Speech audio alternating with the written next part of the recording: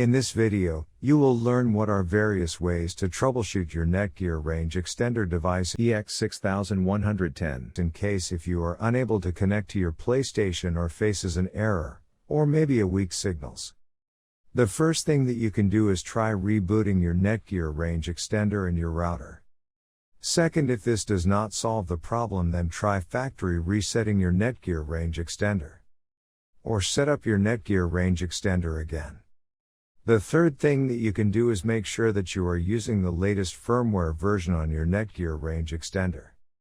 If you do not know how to update firmware, watch one of our videos on it.